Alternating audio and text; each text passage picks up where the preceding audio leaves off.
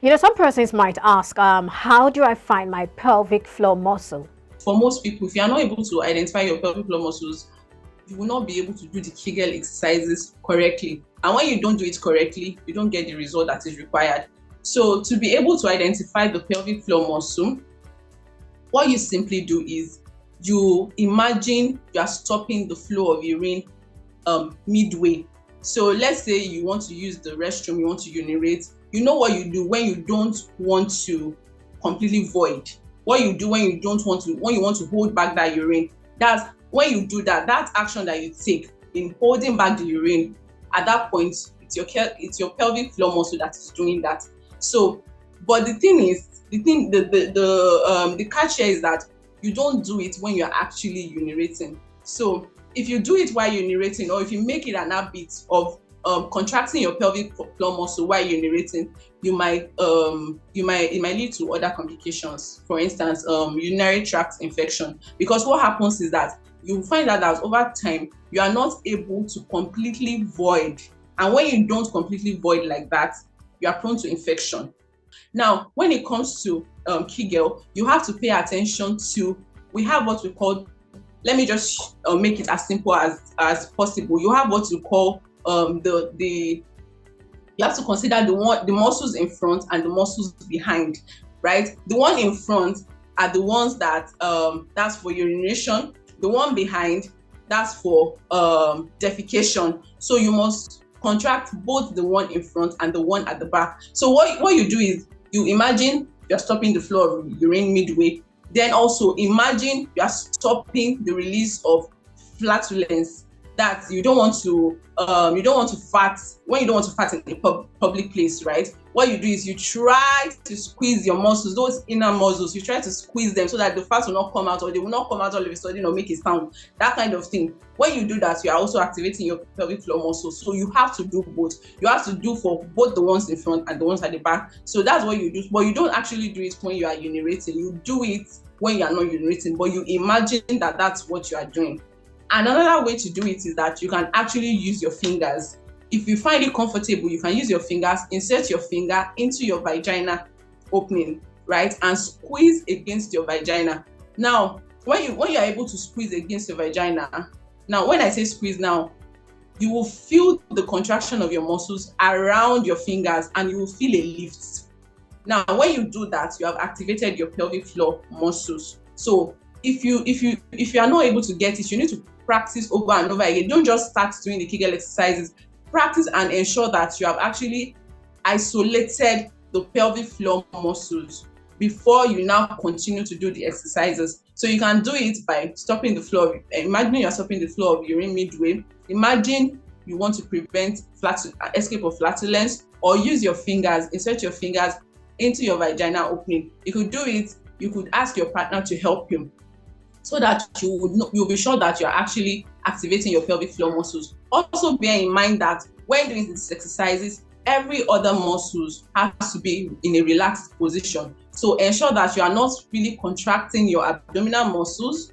That's your belly muscles. Now the muscles of your tummy, you are not squeezing them. Ensure that they are relaxed. You can know this by just placing your hands on your abdomen. If there's tension there, you know that you are not actually activating your Kegels, you are doing something else.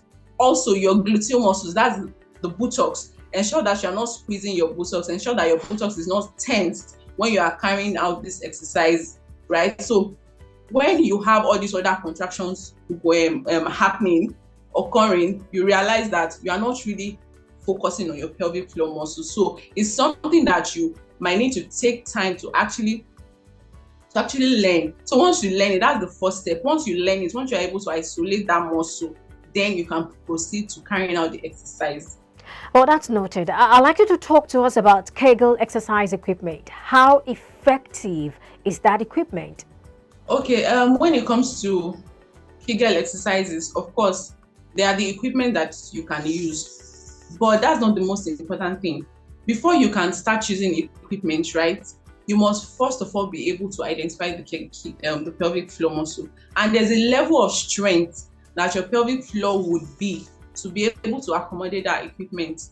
right? So we have what is called the vaginal cones that you can be used. We have weighted cones that can be used. But at this point in time, it means that your pelvic floor muscles have gotten a certain level of strength. So that it can actually, because what it does is that when you insert those cones or pessary, when you insert it, what you're supposed to do is you're supposed to use your pelvic floor muscles to hold them in place, to squeeze them, right? Some of them are weighted, meaning that they have weights, like small weights, just to put more pressure on the pelvic floor. It's just like you are loading the pelvic floor to increase the strength of the pelvic floor. So for someone that has a very weak pelvic floor, it will not even be a recommendation, right? Compared with someone that has a pelvic floor muscle of about power of 3, right? Or someone that has a power of 1 or a power of 0. So it depends on the level at which you are in. But more importantly, just doing the Kegel exercises on its own has tremendous results, right? So for adding other equipment like the weighted cones and the likes, they are just to strengthen the pelvic floor muscles, right? They are to strengthen the pelvic floor muscles. So you add them as an adjoint to Kegel exercises.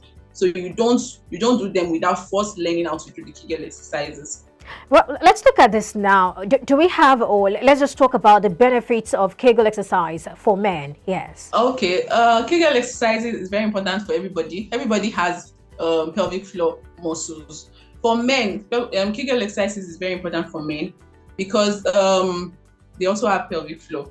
So for some men that have undergone prostatic surgery, maybe as a result of benign prostate hyperplasia, so they've gone through surgery. After the surgery, what happens is that they might realize that they are not able to hold their urine like they used to. So the pelvic floor is weak. So it's important they will do Kegel exercises to help them to restore the function of the pelvic floor so that they can now have full control of their urine. Very important in that area. It's also important for sexual pleasure for men. It helps with sexual orgasm, and also even some men that have experienced premature ejaculation. Kegel exercises have been found to help improve their symptoms. So it's very important to control ejaculation, then also for sexual orgasm. So doing Kegel exercises would also improve sexual orgasm in men.